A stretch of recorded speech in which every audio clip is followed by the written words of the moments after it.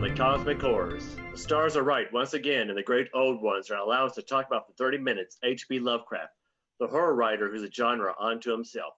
I'm your cosmic host, Mark Griffin, executor of the Lovecraft estate on Yagath, joined in by two from the material world, David Guppy, professor at Miskatonic University, and Richard Wilson, who is Lovecraft's pig Latin tutor.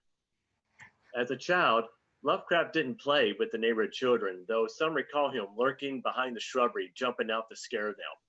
Amongst my few playmates, I was very unpopular, since I would insist on playing out events in history or acting accordingly to consistent plots, Lovecraft said. The children I knew disliked me, and I disliked them. Their romping and shouting puzzled me. I hated mere play and dancing about, and in my relaxations, I always desired plot. His second cousin, Ethel Phillips, was brought over to play with him as a playmate and was surprised by his inability at such an activity. When they went to a swing on the property, and Lovecraft didn't know how to use it until she showed him how. The closest Lovecraft ever got to athleticism was taking long walks. He did possess a normal child's love for trains, and when outside, used express wagons, wheelbarrows, and packing crates for his railroad. Indoors, according to L. Frank DeCam, he built model villages on tabletops with houses of woods of cardboard trees and hedges. Large public houses were made of blocks, and these model cities were peopled by toy soldiers. He enacted the entire history of such places, including their growth, decay, or destruction. And to the best of his ability, he reenacted historical events until he tired of it and then created a new model.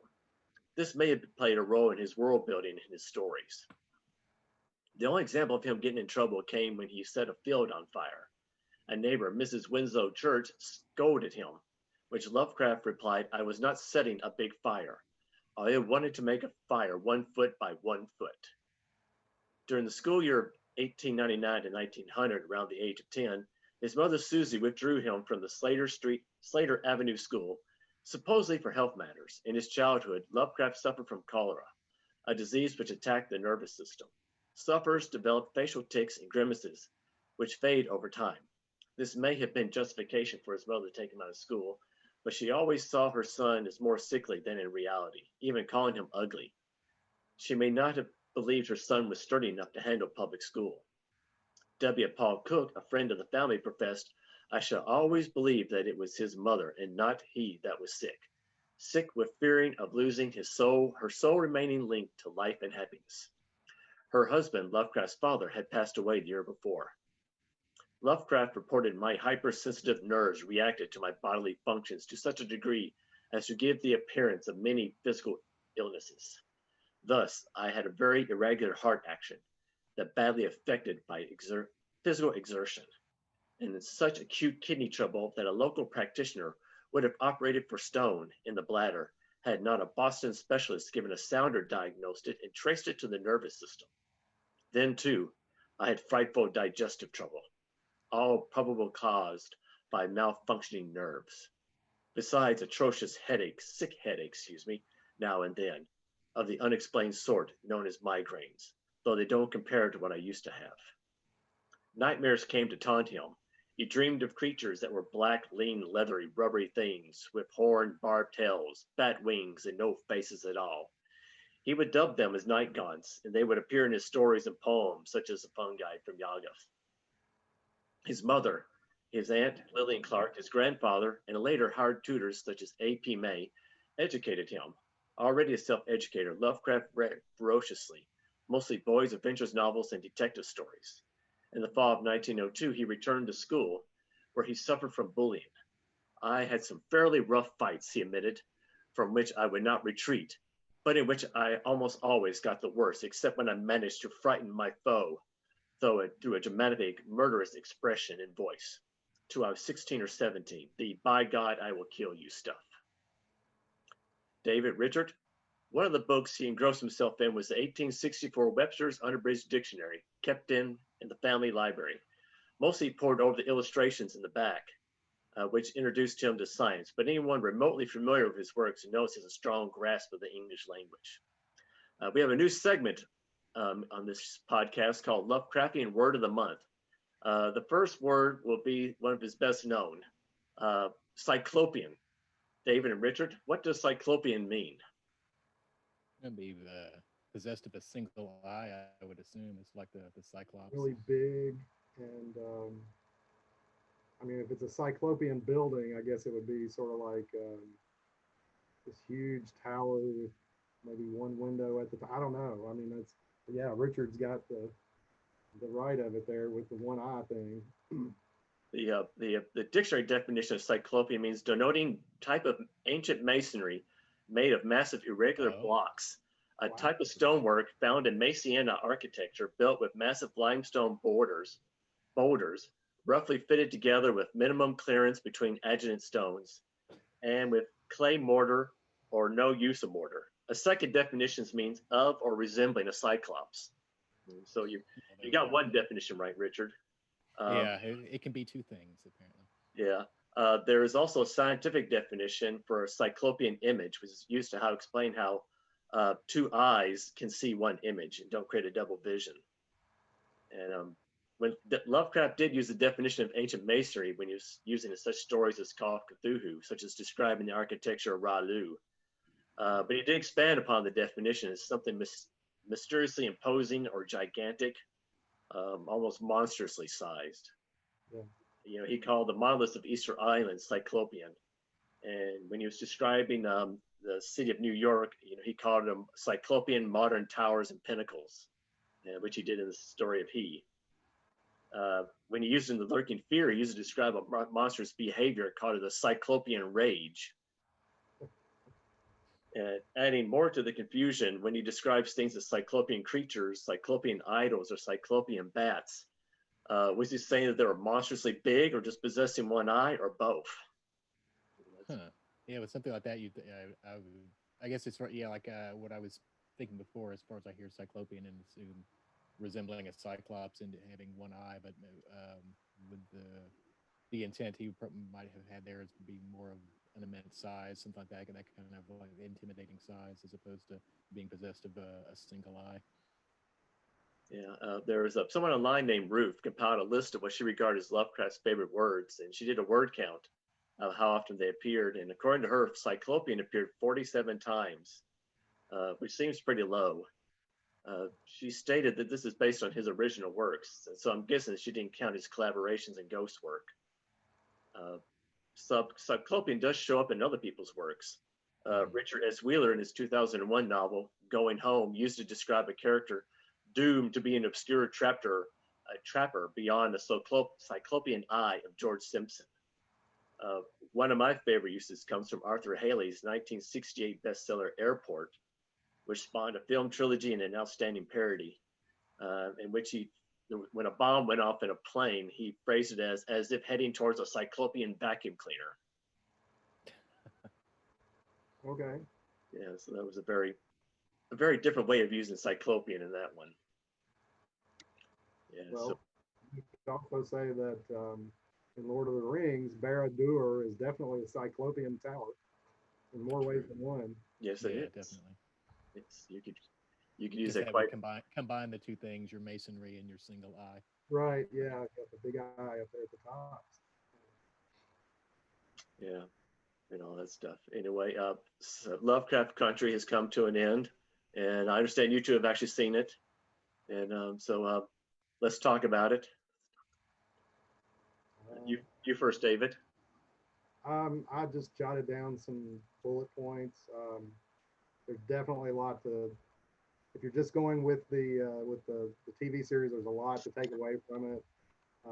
If you've also read the book, I think there's a lot to try to juxtapose in your mind about what's different, what's the same, where does it diverge. There's some things that it diverges in pretty drastically. But I think the first thing that we'd want to talk about is that the whole book kind of subverts the whole issue of racism with Lovecraft because the protagonists are basically all African American, the antagonists are all basically white, and there's also even protagonists that sort of go through these sort of gender swapping type roles that are interesting, especially with given today's I don't know current climate as far as the treatment of LGBTQ folks and trans people and things like that.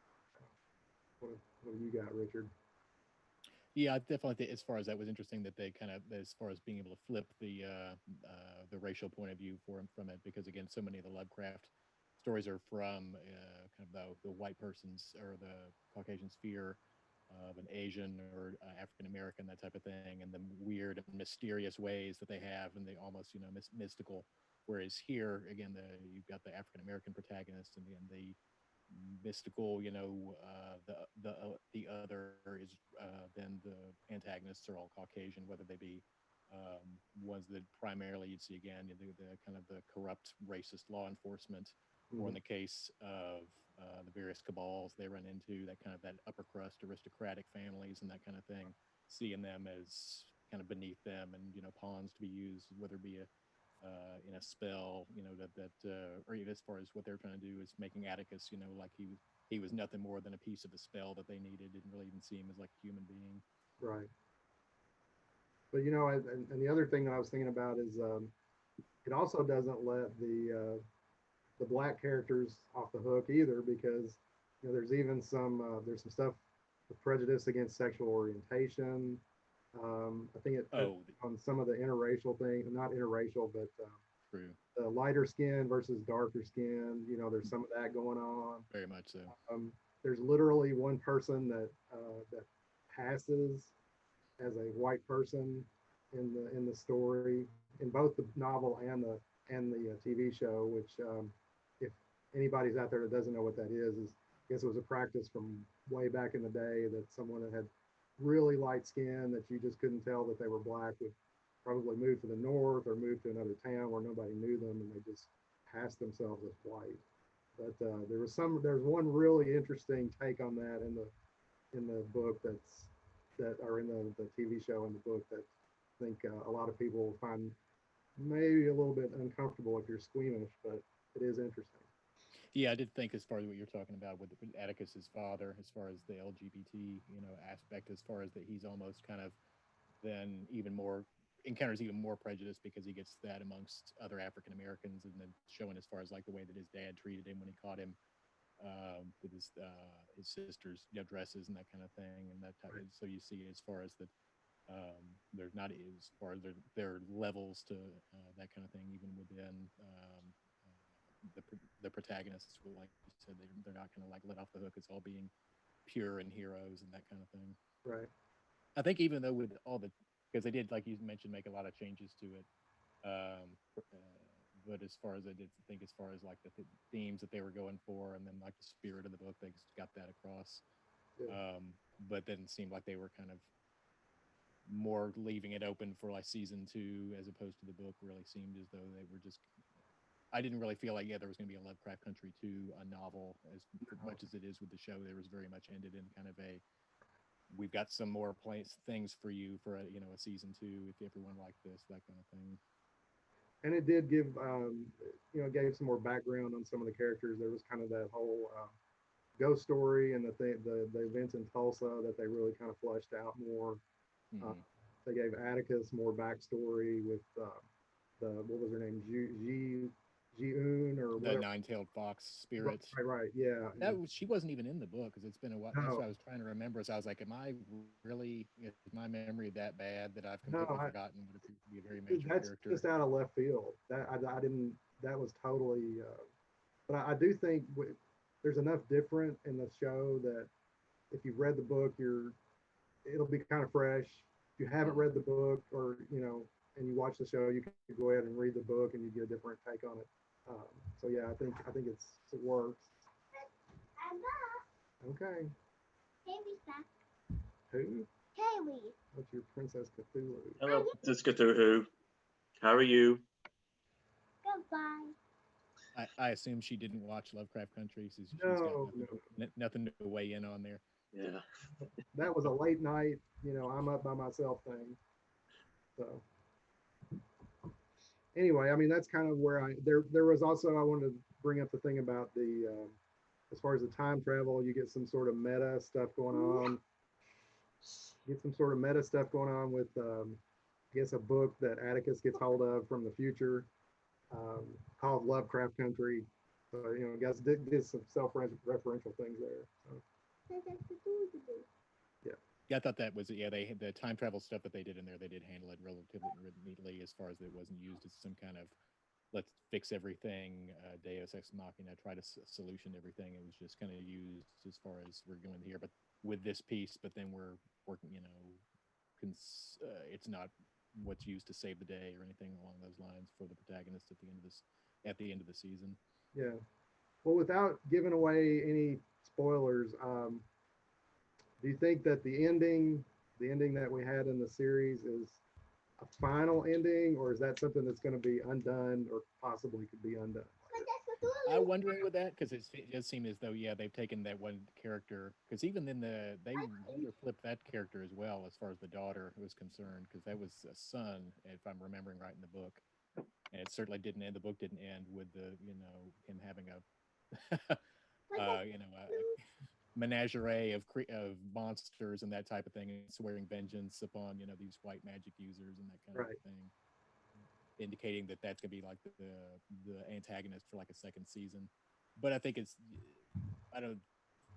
It didn't seem like that. Yeah, the book was going in any kind of direction with that, but I No. think other shows have kind of deviated from their source material and made it work. I think the biggest example of that I can think of is Man in the High Castle, which Yeah. managed to stretch 4 or 5 seasons out of a very short Philip K. Dick novella, really, and then kind of was still kind of true to that source material, but was very much okay, we know this didn't happen in the book, but we're going for a longer game, really, with the Right. whole story than the book did. And they did a good job with that. And hopefully, I mean, I liked season one a lot of Lovecraft Country, so we'll see. But I think it's got a lot of possibilities. Definitely. Which do you like better? Do you like the TV series or the book? I don't know. It's like I said, I think you can take each one of them as a separate entity. I mean, there was a couple things that I thought in the book. Um, there's a scene that takes place in an observatory, like this real remote observatory out in the middle of nowhere. And I think the way that if that happens in the book is much more interesting than what happens in the TV show. But what's happening in the TV show is moving their plot forward. Mm-hmm. So I don't know. It was half of one, six of one, half dozen of another. Yeah, I find myself the same way. There's things I liked that thought they did better in the book, and things I thought they did better in the show. Like as in the book, I like the fact they waited to kind of bring out the monsters and that kind of thing until later on. Whereas in the show, it was right in the pilot as far as then here's those creatures you were all looking for. Right. But in the show, when they had again, there was a son in the book, but a daughter in the show. I thought the bit where that curse was put on that character, and they had the various hallucinations and that kind of thing that only they were able to see. I thought that was creepier the way that they did it in the show more so than in the book. Those two twins, their version of the Shining twins that were chasing her around, were extremely off-putting and one of the better like horror elements that they really did in there. And I thought that was really well done. Oh, absolutely. And yeah, I'm glad you brought that up because that was almost like it was almost like it and the twins from The Shining. I mean, Very much, yeah, very much so. And then they have them kind of subtle as far as you just see them in the shadows in the background in a scene that she's in, and you see movement in the background, and it's the two of them stalking her. Yeah. It was really well done. Yeah, it was. Also was released this month was a comic book called Miss Matonic. And I understand you've picked it up as well, Richard, as me. And so what'd you think of it, Richard? I liked it as far as again, if anybody that's read Alan Moore's Providence series, it feels a lot like that. With kind of a mishmash, or not mishmash is not the correct term, but kind of like a combination of a lot of different elements of lore, all kind of brought together. In this case here, your narrative device is an FBI investigation into some terrorist bombings in Innsmouth. And so it's interesting that they bring in characters that really aren't involved in, say, like Lovecraft stories, like the J. Edgar Hoover and the FBI and that kind of thing, and this Mulder and Scully-esque FBI duo that are investigating the strange goings on. But they did have Tom Malone from the Red Hook Horror. He makes his. True, yeah. He's in there. It seems to be set in an alternate universe because, if we go by the period when Hoover took over the Bureau of Investigation, it'd be 1924, which would predate Shadow over Innsmouth, which is supposed to have been set in 1927. And so this is kind of like this is like set before those events.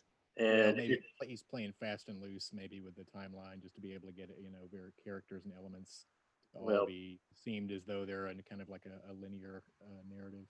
Well, I don't know if you remember, but Zaldok in that story got killed, and if he gets killed now, how does he become Robert Omps's informant in Shadow over Innsmouth? And also the murder they're investigating is Azareth Waite, who was from The Thing on the Doorstep, and according to that story, he died insane. About the time when his daughter was in school, and so that's a little bit kind of a different matter of how he died. So they seem to be doing little subtle, kind of like setting in a little alternate world where you can kind of he's using these characters, but not necessarily in terms of he's going to be truthful to the way that their fates played out, in the Lovecraft stories, as much as the character shows up and he may play a different role altogether. Dipped his toe into some of this stuff in his previous series he did called God Killers, which was about various military forces throughout the world kind of weaponizing their faith against other countries, so like Middle East. People in Middle East faith, they had jinns and that kind of thing that they were trying to use against American forces. And the protagonist's last name was Al-Halrazad, like the author of the Necronomicon. And so then somebody, of course, makes a reference to it, like, oh, like the author of that book in the H.P. Lovecraft stories. But that's really the only reference to say, Cthulhu doesn't show up or anything along those lines. But that was kind of his biggest nod, really, as far as to the Lovecraft elements in that series, and versus the, Miskatonic, which is very much a deep dive into that kind of thing. I also felt a little bit kind of a parallels with Providence as well. It did seem to there was kind of like he was dipping in that that pond. It was like doing it, but I get a feeling he may do something a little bit different. Not quite. Even the layout of it, as far as because he had that kind of back matter pages in the back. In the case of what he was doing more, it was like these FBI files that were all about the strange goings on. Miskatonic things in Providence, which was the more of the journal entries. Yeah, I guess the only thing I really had a problem with the first issue was at the very end where she pulls out her camera and takes pictures, while they're being pursued, and I was just wondering why she did that. That's as far as we need to get out of here. Well, let me take some reference photos first while we're fleeing here. Yeah, they heard something going on. It seemed like that was a point not to shoot the camera. You want to maintain a safe distance.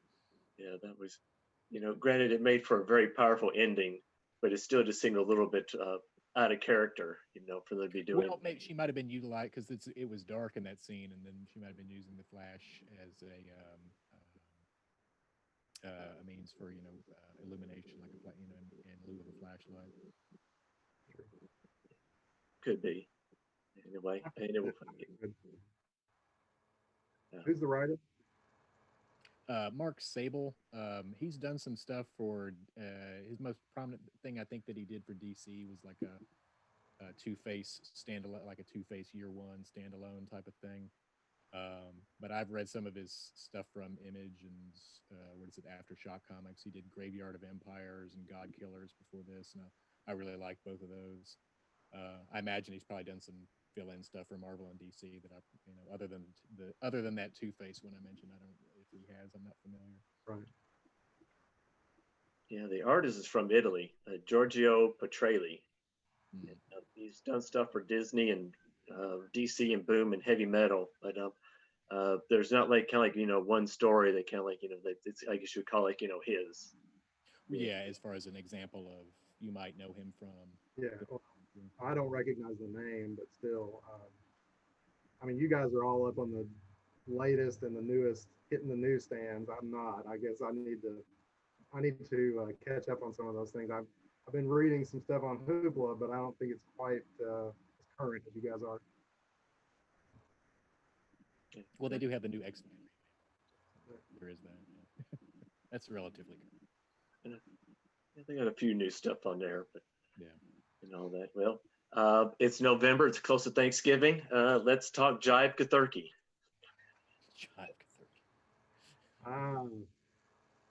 What eldritch horror are you having for dinner tomorrow? Yeah, it is. Yeah, I saw that that recipe, the Lovecraft how to brine a turkey recipe, but I don't have all the ingredients. I don't have the remains of an ancestor and some of these other elements that'll be necessary for a proper Lovecraftian turkey. You can go online and find a lot of very interesting, what they do to turkeys and all that, mix with an octopus and all that, and Yeah, a Kathurkey. yeah, the Kathurkey. All right, tool turkey. Let me say that. Oh, is that the proper pronunciation? Yeah, well, there are two different ways, you can say that word. There's the Kathurkey or the tool turkey. Either one is awkward for me. It's just in the roll off the tongue. Yeah, and that's something that finds its way into everyday conversation. Right. Yeah. It sounds like you're stammering or something when you try to talk to somebody. You having that Kathurkey, and I've tried to look up see if there was anything about Lovecraft observing Thanksgiving. I don't find anything ever saying that he was honoring Thanksgiving. So it doesn't seem like it was a big holiday in his life. Hmm. Or stories that took place during Thanksgiving or anything along those lines. Yeah, there's no Thanksgiving stories. He mentions other holidays, but Thanksgiving is like probably the one that gets talked about the very least in his stories. Okay. There's no shadow over like Plymouth or anything like that. The Thanksgiving horror. Yeah, where you have Innsmouthian pilgrims. It's like observing their feast. And their feast as a human. Something like that. And I have to flee and escape from there. Well, in the spirit of things, I found this. Actually, my wife sent it to me, so I had to post it on Facebook. But so here you go, you guys. Ruin Thanksgiving in 4 words. Here's mine. Your comics got wet. So Ooh. go ahead.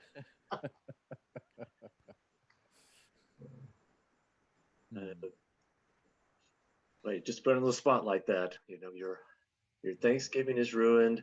Your comics got wet that's pretty bad. I'm trying to top it. I mean, how can you top that?